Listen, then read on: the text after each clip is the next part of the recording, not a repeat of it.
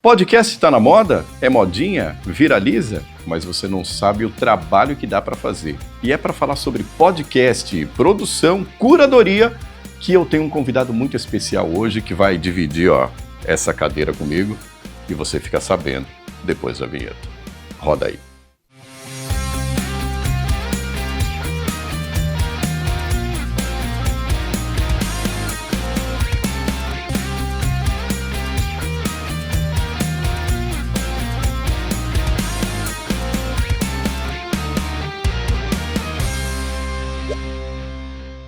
Programa Voz em Cena, sempre inédito, às quintas-feiras, às 18 horas, pelo canal 25 da NET Claro e também por várias plataformas que eu tenho certeza que você já acompanha por aí.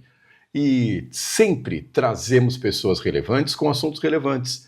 E desta vez a gente vai falar sobre a onda dos podcasts. Mas eu vou mostrar para você que podcast não é só aquela coisa romântica, que é só dar um play, acompanhar por todas as plataformas e o serviço praticamente acaba feito.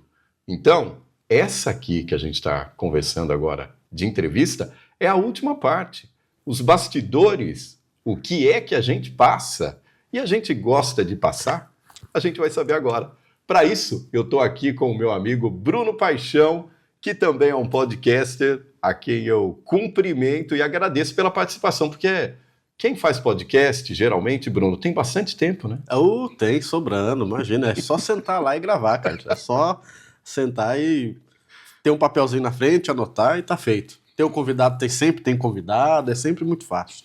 Isso, muito legal. E é por isso que a gente está aqui para bater um papo com vocês e conversar sobre os bastidores do podcast. Bruno, primeira coisa, o que passou pela sua cabeça na hora de falar assim, vou montar um podcast? Nossa, cara. Bom, faz 6 anos já do podcast. Cara, foi no início da pandemia e eu pensei assim, eu preciso fazer alguma coisa a mais, além de só de ficar em casa, porque parou tudo, fecha tudo, ninguém vai para lugar nenhum. Eu preciso fazer alguma coisa a mais, além de ficar só dentro de casa, assistindo live, não fazendo nada. E na época, né, os podcasts já existiam, mas nem era aquele boom todo que deu, né? E eu vi algumas coisas, eu vi umas séries que eu assistia que um personagem tinha um podcast. Falei, pô, legal, deixa eu ver como é que é isso. Fui pesquisar, gostei, por sempre gostar de comunicação, sempre gostar de me comunicar e tal. Falei, cara, acho que é uma oportunidade. E aí foi a partir daí que eu falei, não, vambora, é isso, gostei. E aí pegou, né, o bichinho do podcast acaba picando a gente. E me apaixonei por isso, cara. E hoje o que me brilha os olhos é tá numa mesa assim, conversando, batendo papo, conhecendo histórias. Foi muito por isso. Isso é muito interessante porque de hoje em dia existem vários podcasts nichados e é isso que é bastante interessante porque muitas vezes você não precisa falar sobre diversos assuntos, você consegue nichar. Só que, falando da questão de bastidores, como é que é feita toda essa questão da curadoria para manter, acima de tudo, a credibilidade de quem apresenta e também a credibilidade de quem vem participar. Exato. Carlos, eu costumo... Eu penso bem no tema que eu vou falar, nos assuntos que eu vou falar, no cuidado, porque é o que você falou, a gente tem que manter a qualidade do trabalho que a gente realiza, o conteúdo, né? Então o primeiro ponto que eu penso é conteúdo. O que a pessoa que vai vir vai conseguir trazer de conteúdo bom, legal, né? Que vai ensinar, que vai trazer algum insight para quem vai estar assistindo a gente, seja na hora ou seja depois no gravado. Né? Então, o primeiro ponto que eu penso é conteúdo. O que essa pessoa tem de história boa para trazer para quem vai acompanhar a gente. Um pouquinho de veneno que eu sempre gosto de colocar, realmente a vida como ela é, como diria Nelson Rodrigues. A gente estava comentando aqui, Bruno, um pouco antes de começar a gravar, sobre a qualidade dos últimos podcasts que a gente tem acompanhado por aí. Geralmente, o pessoal pega aquelas pessoas que gostam de trends, gostam de virais e, consequentemente, fazem aquelas perguntas exatamente para dar corte. O corte perfeito. O corte perfeito, exatamente. E aí, como nós fazemos esse tipo de produção, como a gente faz esse tipo de curadoria, caímos naquilo que você acabou de dizer aí, que é como a gente vai selecionar uma pessoa que realmente é relevante para trazer assunto relevante. Porque muitas vezes a pessoa pode ser relevante num viralzinho ali. Mas se você começa a aprofundar na vida da pessoa, você vê que ela não está agregando nada. Exatamente. E é aí que a gente muitas vezes cai em armadilhas, de trazer pessoas que realmente não vão agregar nada. Que não vão agregar, e infelizmente acontece. Infelizmente acontece. Já aconteceu comigo algumas vezes por conta disso. Você vê um corte, você vê alguma coisa, pô, que legal, que tema interessante, como essa pessoa fala bem. E aí você traz ela para algo mais completo, e aí você vê, pô, não é tudo aquilo que eu achei. E aí a nossa audiência, ela acaba percebendo isso também. Sim. Né? Ela acaba vendo e fala, tá, então o cara não é tudo aquilo, ou então, pô, você não trouxe um cara tão legal, uma pessoa tão legal essa semana. Né? E aí é onde a gente acaba tendo que ter aquele jogo de cintura para realmente fazer o episódio render, para fazer todo o contexto que a gente traz, que a gente anuncia, que a gente divulga antes, para realmente fazer valer a pena. Né? Para também não ser um episódio perdido, para não ser uma perda de tempo nem minha e nem da pessoa que está ali. Por mais que ela não seja aquilo que ela se mostrou no corte viral dela, mas que ela... Que bom, que seja de alguma forma, seja positivo para ela também. Exatamente, porque o que a gente percebe muitas vezes quando o podcaster está a fim de simplesmente buscar virais, é ele trazer só entrevistado para ser praticamente humilhado no programa. Exato. Isso é muito chato, hein? Muito. Aí, assim, né, parte dessa curadoria é isso também, né? Esse cuidado, né, com o convidado que vai estar ali, como que... às vezes chega um convidado que está muito nervoso, então você tem que conduzir de uma forma que ele se sinta tranquilo, que ele se sinta bem para tá ali falando. Então, o conteúdo, convidado, é sempre muito importante entender o que ele faz de fato, como que ele faz, para trazer um conteúdo que seja legal, para não... Porque assim, Carlos, acho que gerar corte viral é legal? Claro que é. Sim. Né? Dentro do nicho que a gente atende, dentro do podcast ali também, é legal. De repente você tem um corte ou outro que viraliza, que tem muita gente assistindo, engajando e tal, mas não é só isso, né? Exato. Porque um corte ele viraliza até determinado tempo. E depois? Você vai conseguir estar mantendo isso toda semana, você vai ter um corte viral? Não é assim que funciona.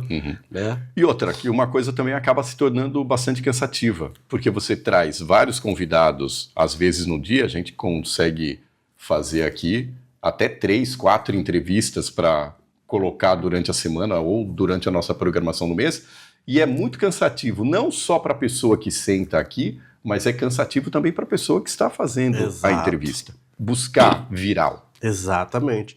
Então, um outro ponto que entra nessa curadoria que eu faço é isso. É não ficar pensando no viral o tempo todo. É claro que às vezes quando a gente está ali conversando, quando sai alguma coisa que fica legal, você já... Opa! Então. Já fica em alerta. Mas aí é a questão do feed. Exatamente. É porque saiu ali na hora, não é algo que você está forçando que saia um viral, que você traz alguém só para sair esse viral. Não, saiu ali, beleza, show de bola, funcionou, segue o barco. Mas não é... o tempo todo. Porque você falou, fica cansativo e fica chato, né? Exatamente. E outra, não é a tônica. Não é a tônica do programa. Exato. Então, quanto mais você puder trazer convidados variados para agregarem cada vez mais assuntos interessantes, o podcast acaba crescendo. Com certeza. E a gente vê aquela questão também, logo no começo, Bruno, da dificuldade de se encontrar os entrevistados. No seu começo lá, como é que foi? Nossa, rapaz, era difícil demais. Até eu entender também, né, o poder que um podcast tem, o alcance que tem, era todo dia você tinha que estar atrás de gente, e aí entra naquilo que a gente conversou um pouquinho antes de começar, a pessoa olha, mas você não tem muito seguidor, você não tem muito inscrito no canal, para mim não compensa estar indo no seu podcast... Ou então marcava e no dia avisava, não vai dar para eu ir.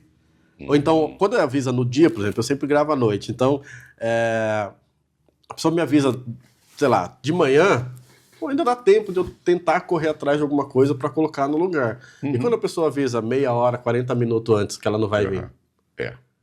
Uma das grandes dificuldades de um podcast ao vivo é exatamente esse. Eu tive a oportunidade de fazer uma temporada também, de podcasts onde eu fazia ao vivo.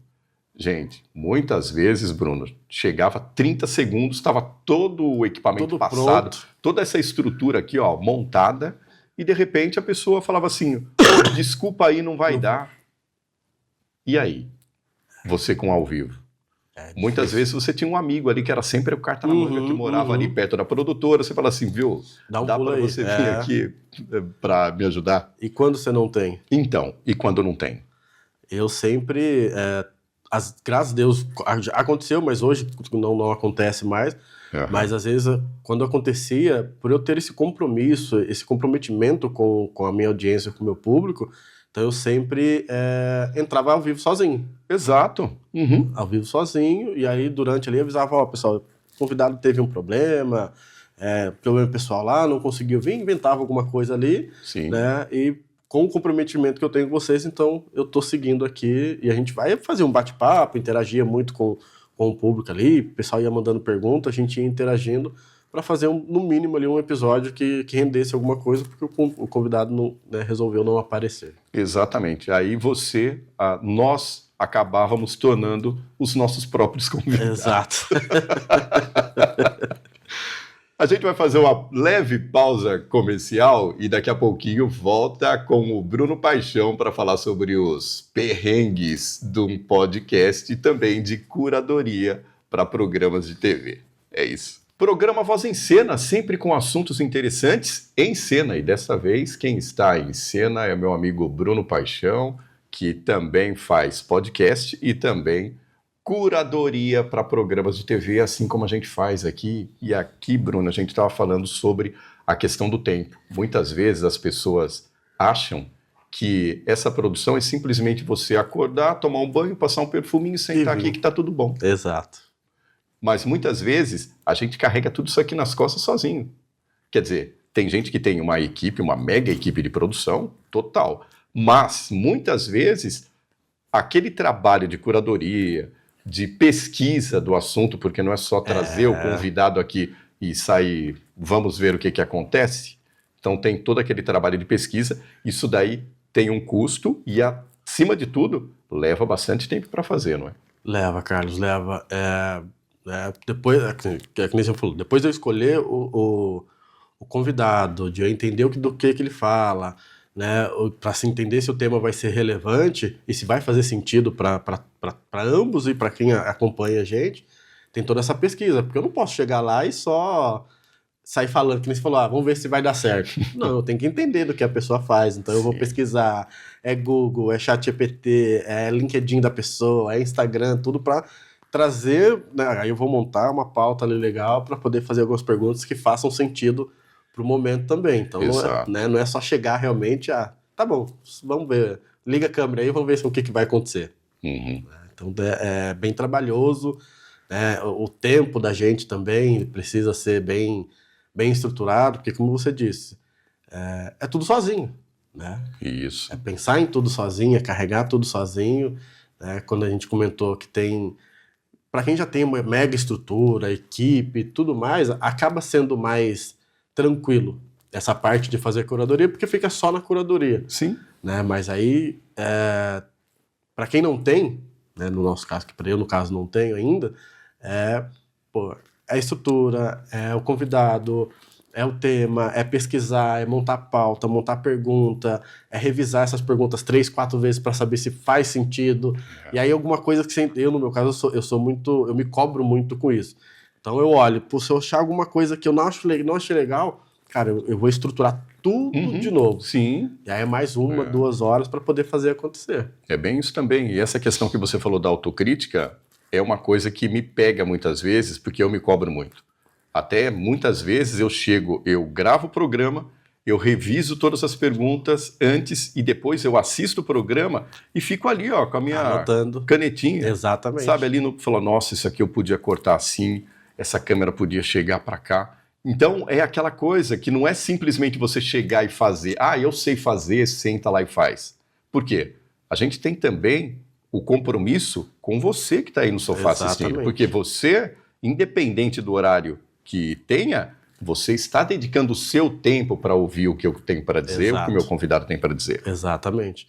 É um compromisso que a gente precisa ter com quem acompanha a gente, né? Então, não dá para trazer qualquer assunto, não dá para trazer de qualquer forma o assunto, porque a gente precisa ter essa responsabilidade com quem está acompanhando, para quem tirou aquele tempo para poder te assistir, para poder te ouvir, para poder ouvir o seu convidado. Então, tem que ser feito de uma forma que vai ser leve, que vai ser bom para a pessoa assistir, que ela vai, né, que no pior cenário ela consiga agregar alguma coisa de valor para ela. Falou, pô, isso aqui que aquele convidado falou, ou isso que o Carlos falou foi legal. Vai servir para mim, para o meu negócio, para minha vida, para o meu dia a dia. Eu costumo dizer que quando, ao final de cada episódio, se a gente consegue atingir uma única pessoa, eu já finalizo com satisfação de dever cumprido, porque uma pessoa, né, eu consegui alcançar essa uma pessoa. Exatamente. E toda essa responsabilidade, Bruno, acho que é interessante a gente abordar o assunto também. Tem custo. Tem custo. Porque muitas vezes, quando a gente está começando, a gente faz alguns convites e leva bolo. O pessoal tem a manha de olhar para a gente e falar assim, mas você tem quantos seguidores? Mas esse programa aí tem quanto tempo no ar? Aí a pessoa simplesmente não chega em você. Só que depois, a partir do momento em que ela começa a ver a relevância daquilo, ela entra em contato com você, se convida para participar do programa e detalhe, que é participar de grátis. No 0800. No 0800, no Vascão. E não, você falou, tudo tem custo, cara. Tudo tem custo. Tudo tem custo. Essa água que a gente está bebendo tem custo, a iluminação tem custo, as câmeras tudo tem custo. O seu dress code tem custo. Você entende? Então, tudo tem que ser pensado e as pessoas elas precisam entender isso. Umas vezes o pessoal fala, mas tem custo, tem investimento? Tem. Claro. Fala, o seu trabalho, você faz ele de graça? Não. Você doa o seu trabalho ao tempo todo para todo mundo? Não. Então por que eu tenho que fazer o meu de graça? Exatamente. Você fica lá na sua empresa se preocupando 24 horas com estratégia de vendas para depois chegar lá o cliente no teu balcão e falar, toma, é presente para você. Você entende? Não tem, então... Né, o espaço onde a gente grava também é custeado, não é? E infelizmente, né, ou felizmente, não sei, Carlos, a gente não tem, né, alguém que chega e fala... toma aí, 20 mil reais por mês e usa esse valor para você gravar os seus programas. Exato. Então, tudo é custo. Tem que gastar sola de sapato na rua, fazer N ligações para atrás de patrocinadores. Exato. E muitas vezes receber isso que você falou. Mas quantos seguidores você tem no Instagram? Quantas pessoas acompanham? Qual que é o tamanho do seu alcance? Mas para mim não é relevante. E aí depois, quando você começa a ter uma notoriedade, as pessoas começam a te ver, aí vem atrás. Já tive situações de pessoas voltarem atrás e eu falar, obrigado, mas agora quem não quer sou eu.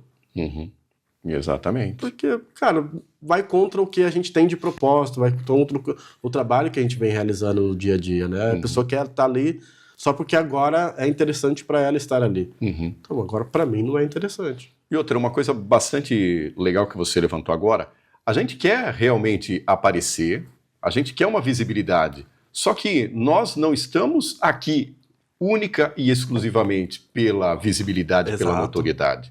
A gente está aqui porque a gente tem uma palavra muito bacana que você falou, propósito. É de levar informação, é de fazer com que a nossa autoridade aumente perante a nossa audiência e outra, trazer pessoas relevantes aqui para que elas também consigam aumentar a sua autoridade. Então, a partir do momento em que você monta um projeto desses com esse tipo de propósito, ele tem um custo, ele tem também bastante participação da família, porque a família tem que estar junto, porque senão não vai entender o teu propósito. Entender, né, que você vai dedicar muito tempo para esse projeto e muitas vezes a família vai ter que entender que você não vai estar ali o tempo todo. Você não vai estar presente com eles o tempo todo, você não vai estar... você vai ter que deixar de participar, às vezes, de algum evento familiar por conta disso. E isso vai acontecer. Né? Para você que está aí, que está acompanhando a gente, que vai, né, que tem um sonho, que tem um propósito, que tem um negócio, que tem alguma coisa, você vai ter que entender, e que está no começo, você vai ter que entender que em algum momento você vai ter que sacrificar algumas coisas para que isso dê certo, para que esse seu sonho, para que essa sua vontade, por mais que seja só sua, ela aconteça. Porque senão vai ser só mais um que vai começar, daqui 6 meses acaba, para, desiste, ou então vai ser só mais um para aparecer, porque aí por aí tem um monte, né? Exatamente. E outra, a palavra para quem trabalha com esse tipo de produção, para quem trabalha com a comunicação, é, acima de tudo, resiliência, hein, Bruno? Muita resiliência. Sempre, eu acho que isso é uma coisa que eu trago comigo sempre. Resistência e resiliência. Porque a resistência, ela te coloca no jogo. A resiliência te faz você manter nele. Porque, Carlos, você sabe, é difícil, é cansativo, é chato às vezes, né? Mas a gente tem que manter a resiliência para se manter firme ali. Exato. Uma pergunta bastante interessante que faz parte também da questão da audiência. Antes tinha o Ibope que ficava medindo lá, milímetro a milímetro a audiência. Hoje nós temos as redes sociais, nós temos os famosos Reels flopados e temos também lá o número de inscritos dentro de plataformas do YouTube. Como é que você faz para administrar tudo isso, para falar, cara, eu não posso deixar isso daí, mesmo sendo importante, que era aquilo que a gente conversava aqui no nosso cafezinho antes de retomar, mesmo sendo importante, a gente sabe que essa não é a tônica, não é o propósito principal. Como é que ajusta a cabeça nessa época de saúde mental para não deixar se pirar e deixar isso aí subir na cabeça? É resiliência o tempo todo, porque eu vou falar para você, no começo do Falando e Tomando, eu pilhava muito com isso. Postava um vídeo, eu postava um Reels, eu postava alguma coisa e ficava lá o tempo todo. Ficava ali nos insights direto. O tempo todo, olhando. Nossa, quantas pessoas viu? Nossa, só isso? Quantos stories tem que gravar de novo? Vou apagar isso e vou fazer outro. Subiu o vídeo pro YouTube. Nossa, só isso de gente que assistiu? Pô, o que eu tenho que fazer? O que eu tenho que mudar? Isso pilhava muito a minha cabeça. A partir parou de ser um problema para mim, Carlos, a hora que eu entendi que não é só isso que eu quero. É como você disse, é importante, ajuda, enfim, faz tudo a coisa continuar acontecendo, mas não é o único objetivo, né? Não é o propósito da coisa toda. Então, a ideia hoje é muito tranquilo. Então, quando eu vejo algum vídeo que não foi do jeito que eu queria, mas, cara, beleza, vai ficar ali, no próximo eu acerto, né? Então, é olhar para o todo, né? E ver todo o trabalho que vem sendo construído. Não é porque um vídeo, um episódio não viralizou, não subiu a quantidade de views e de curtidas que a gente está acostumado, que, pô, eu vou desistir disso daí agora. Não, cara, beleza, esse não deu, o próximo vai dar. Resistência e resiliência. Resistência e resiliência sempre. Bruno Paixão, obrigado por ter atendido o nosso convite aqui dentro do Voz em Cena. É sempre bom eu que agradeço. Poder contar com pessoas que trazem conteúdo de relevância dentro do nosso programa. Foi um prazer e uma honra estar aqui com vocês. E o Voz em Cena você já sabe, inédito toda quinta-feira às 18 horas no canal 25. E eu espero você. É isso. Programa Voz em Cena.